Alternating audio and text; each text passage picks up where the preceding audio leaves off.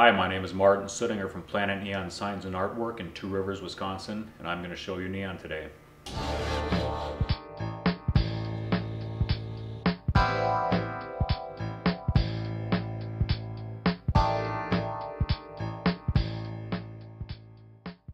Right now I'm going to go over the tools of the trade for neon sign making. Right here is the blow hose. One end gets connected up to the neon tube, and the other end gets put in your mouth for putting air pressure into the tube. A cork gets placed in the other end of the tube, so when you blow air into the tube, which I'll show you later while bending, it keeps constant pressure on the inside of the tube. You can adjust it so it doesn't collapse on itself. Next is the glass file. It's used for cutting glass tubes. You just score the tube and snap it lightly. I'll demonstrate that later. Next is the most important, the chalk pencil. It's for making marks on your glass work that will not melt away in the fire. Here's an electrode holder. It's used to hold the electrodes in place so you don't burn your fingers.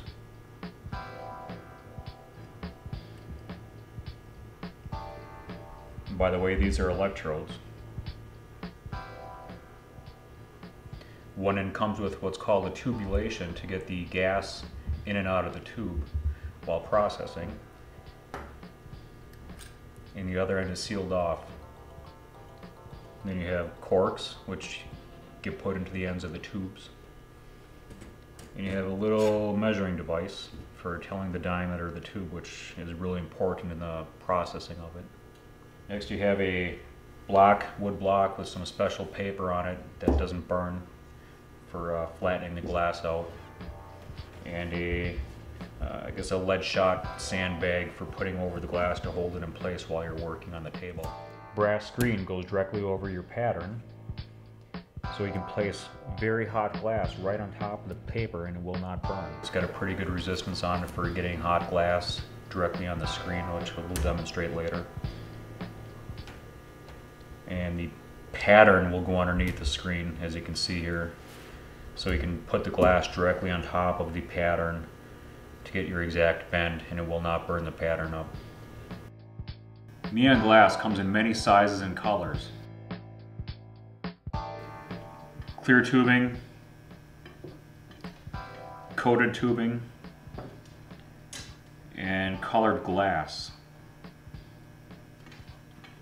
This is an example of two blues where this glass is physically colored and this is coated with a powder on the inside of the tube. The colors come from neon gas or argon gas. Neon is your typical red color. Argon gas is a light lavender color. When you add mercury to it, it creates an ultraviolet light on the inside of the tube to fluoresce the special powder.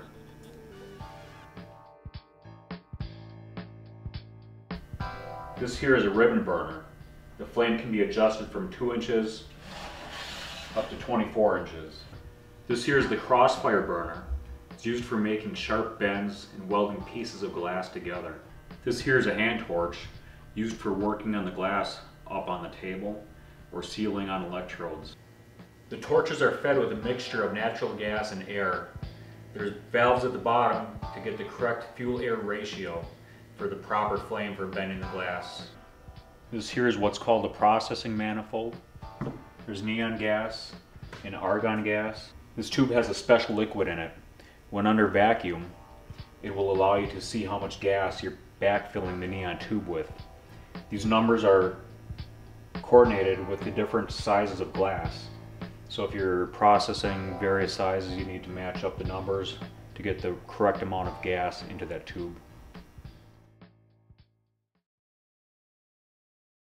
For this video, I'm going to demonstrate the letter A.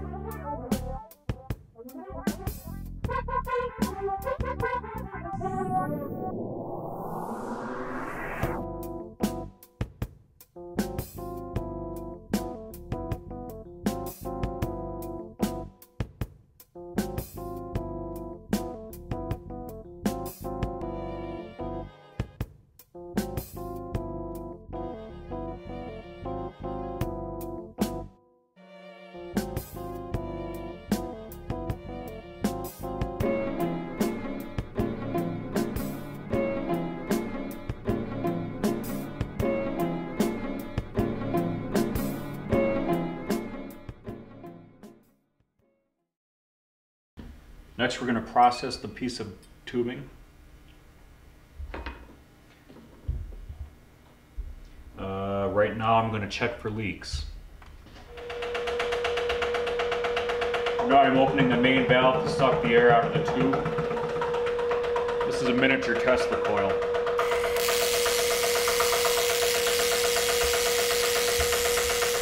And you can see the vacuum is drawn to ignite the tube.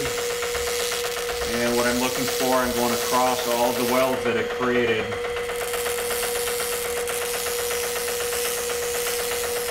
Make sure there's no leaks. If there was a leak, there'd be a very bright spark into the tube. It's like a little pinhole going directly through it. Next, I'm going to put the little ball of mercury in. This is a 1 pound jar of mercury. It's fairly heavy. So a little tiny ball.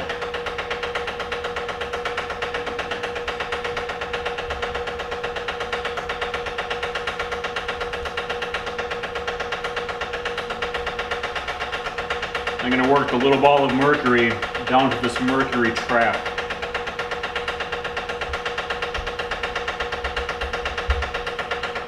It's going to sit there for the whole process all the way till the end. Next, I'm going to connect up the bombarding transformer.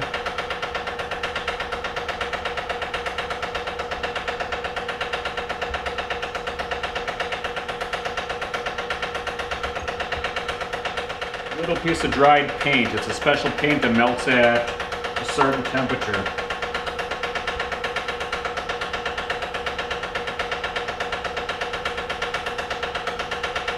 Set that there, and now I'm going to turn the transformer on.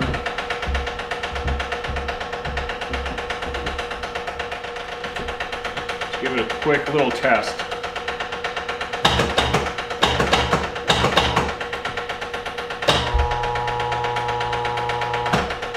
You want to take an initial vacuum on the tube until you have enough to ignite inside of the tube with the bombarding transformer. Now we're going to close the valve. Now we're going to heat it up to 375 degrees. We're going to heat it up to 375 degrees. Now the paint just melted. Now I'm going to open up the valve again.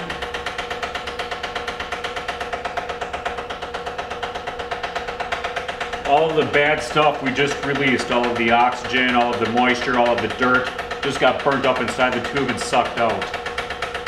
Now I'm going to heat it up again to 475 degrees to process the electrodes. There's a special coating on there.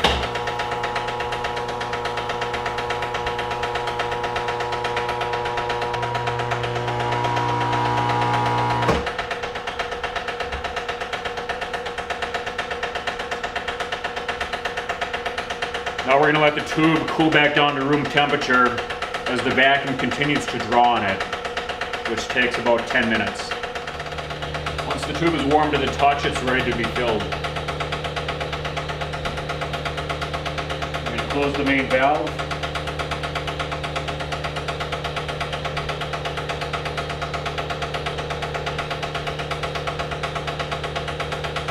This is 9mm tubing.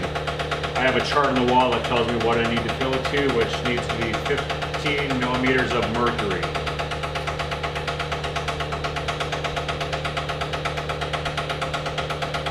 This special liquid is used in place of mercury.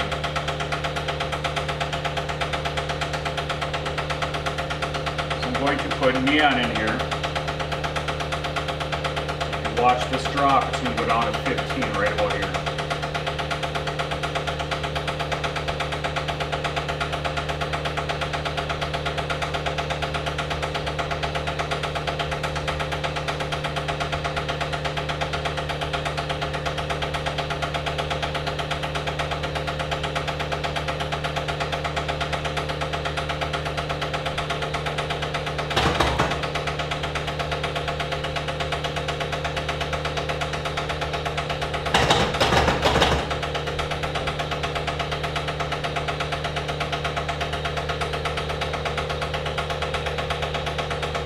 Next, I'm going to seal the tube off from the manifold. I have a completely sealed tube with a little ball of mercury in there, which I'm going to dump in a little bit.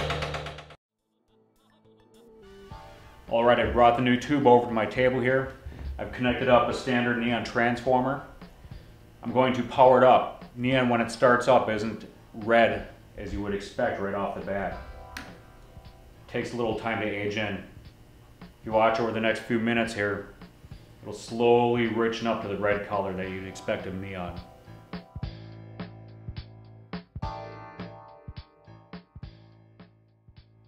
The very last process to completing a sign, if needed, before you mount it, is to paint the back of the tube out. The process I use is called dip painting. Just connect some homemade clamps up to it.